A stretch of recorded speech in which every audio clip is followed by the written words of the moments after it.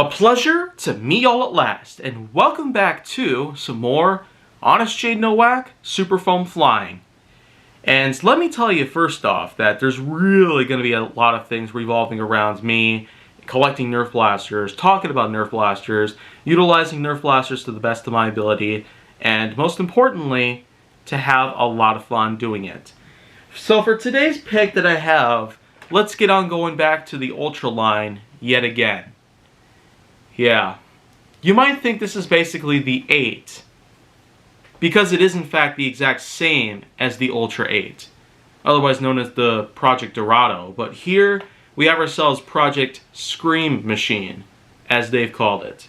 But here, this is the official 11th blaster in the series, based on all the research that I possibly gathered, all the facts that came in, all the trivia that's played through, all the theories, and all of, well, anything else that I could have possibly found online. So, the 11th blaster of the series, the Ultra 11. It's really not that hard to give a good blaster a name like that.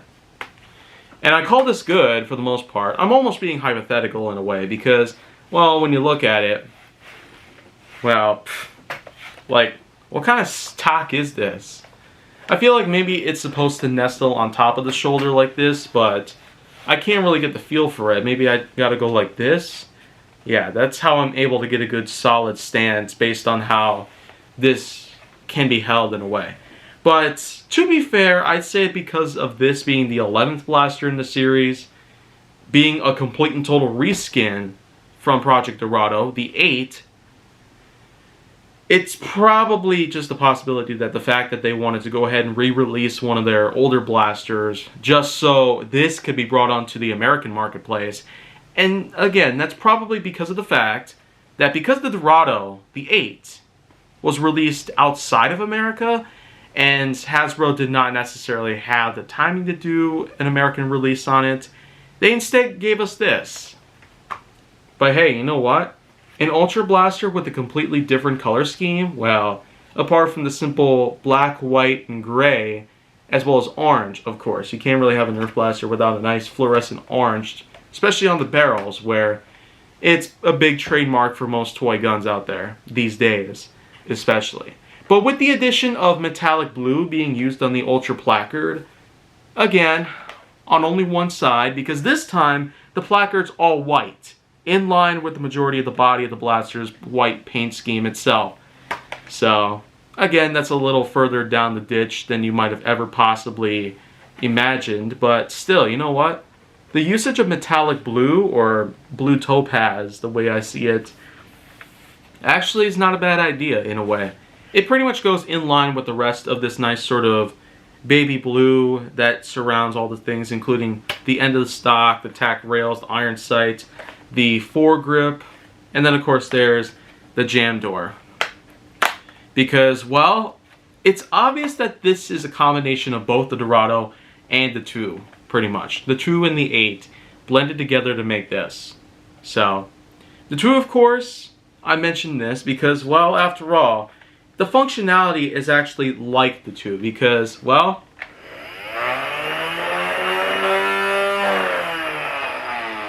it uses the same sort of flywheel system from what I can hear, and, well, oddly enough, you can even smell it from inside the barrel. Pretty strange, but, yeah, at least it's relevant. Then, of course, you have a 6-star capacity, a cylinder that you can load from behind.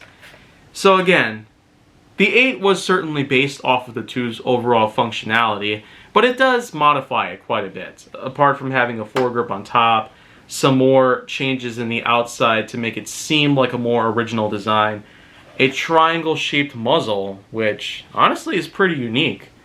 And then, of course, we cannot forget that the usage of a stock, a large set of iron rails, a tack rail on top, dart storage, they're pretty much enough to give us something different for once. And then, of course, we can't forget the blue contrasting with the white, orange, and black, and gray, pretty much. It does give us something different for once. So, this also takes 6 AA batteries right here on this side of the blaster. You need a Phillips head screwdriver for opening the compartment. And when you get in there nicely, then well, you're pretty much good to go.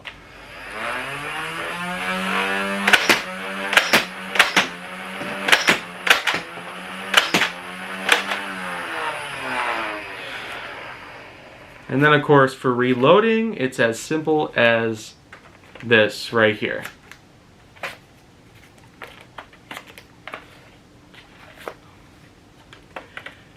The way I see things though, I don't necessarily know how much Hasbro is willing to milk some of their older designs as much as they can, but I mean, they had to come up with something to give us a bit more to look forward to while they possibly work on more original designs, but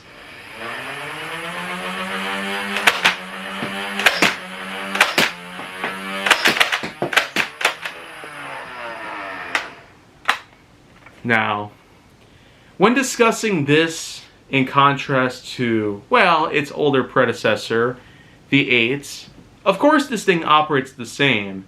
It almost looks the same, apart from having these nice lightning bolt decorations on the side, and then of course the blue, which instead of course the gold, which is very similar to what the 9 has, that of course is enough to differentiate this blaster, but only in that particular side of the argument.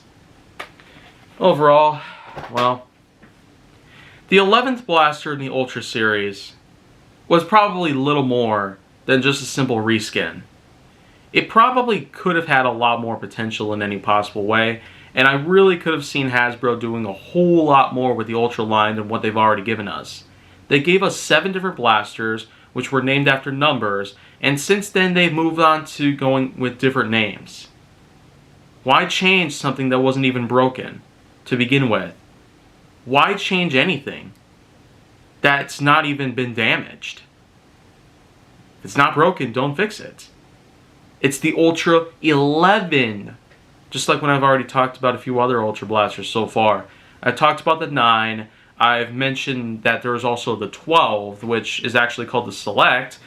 But keep an eye out because I will eventually talk about that as well. So it'll be some time before that happens. But by the time that does happen, then well, that'll pretty much be that. But overall, giving this one a score in contrast to some of the other blasters I've talked about might not necessarily be as good as many others because, in all honesty, it does not seem to be as high holding of a standard as many of the others that we've seen so far.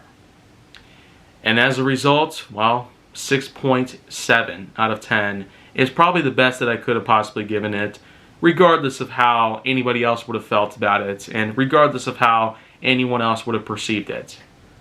So whether you like it or not, I'm not really going to go as nitpicking on the whole thing as possible. It's just a very honest perspective on the whole thing. And let's also not forget that I still do have plenty of others that I have yet to pick out, and maybe then I'll have some better things to say about these things. But until that happens, if you want to see more go down on my channel, then make sure that you like, subscribe, comment, follow me on social media, and stay on the Hollywood side.